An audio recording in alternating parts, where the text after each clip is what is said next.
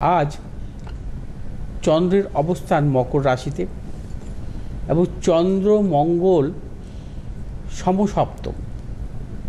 মঙ্গল অবস্থান করছে চন্দ্রের ভাবে এবং মঙ্গল অবস্থান করছে চন্দ্রের ভাবে। মঙ্গল আবার চন্দ্রকেই দৃষ্টি দিচ্ছে, অর্থাৎ মঙ্গলের অবস্থান কর্কট রাশিতে। কর্কট রাশির অধিপতি কারক গ্রহ হচ্ছে চন্দ্র, অবস্থান করছে মকর রাশিতে, অর্থাৎ এই ধরনের যোগকে বলা হয় একতর যোগ। অর্থাৎ ভাবপতি কারক গ্রহের ভাবে অবস্থান করে যদি সপ্তম দৃষ্টি দেয় সেই গ্রহ, তবে এই একতর যোগের সৃষ্টি হয় এবং এই একতর যোগ অত্যন্ত শুভ যোগ। এই যোগের জন্মগ্রহণকারী জাতক জাতিকার জীবনে, অর্থাৎ যেই গ্রহরা এই একতর যোগের সৃষ্টি করবে, তাদের মহাদশায় অত্যন্ত শুভ ফল আসে।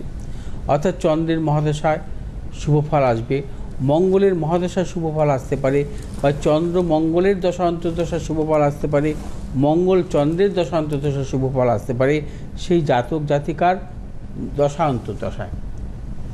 অর্থাৎ একতর যোগ অত্যন্ত শুভ যোগ। তার পাশাপাশি চন্দ্র অবস্থান করছে মকর রাশিতে এবং বৃহস্পতি এবং চন্দ্রের সম্পর্ক হচ্ছে পঞ্চম নবম সম্পর্ক। বৃহস্পতি চন্দ্রের সম্পর্ক পঞ্চম নবম সম্পর্ক অতীব শুভ সম্পর্ক। এতেও কিন্তু গজকেশরী যোগের সৃষ্টি হয়।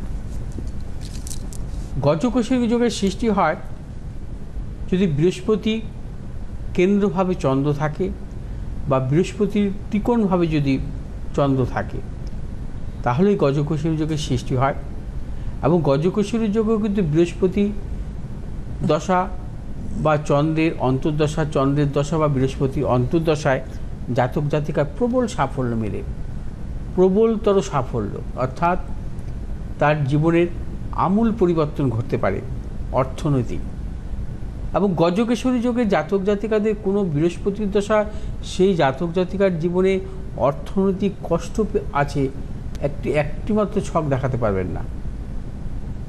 গজকেশরী যোগে জাতক জাতিকাদের সবসময় মনে রাখতে হবে যে যদি কখনো বৃহস্পতির দশা চলে, সেই বৃহস্পতি যদি কখনো স্বক্ষেত্রস্থ থাকে বা সেই বৃহস্পতি যদি কখনো কেন্দ্রভাবে থাকে, সেই বৃহস্পতি যদি ত্রিকোণভাবে থাকে, সেই বৃহস্পতির মহাদশায় সেই জাতক জাতিকার জীবনে মানে প্রবল অর্থনৈতিক সাফল্য আসে।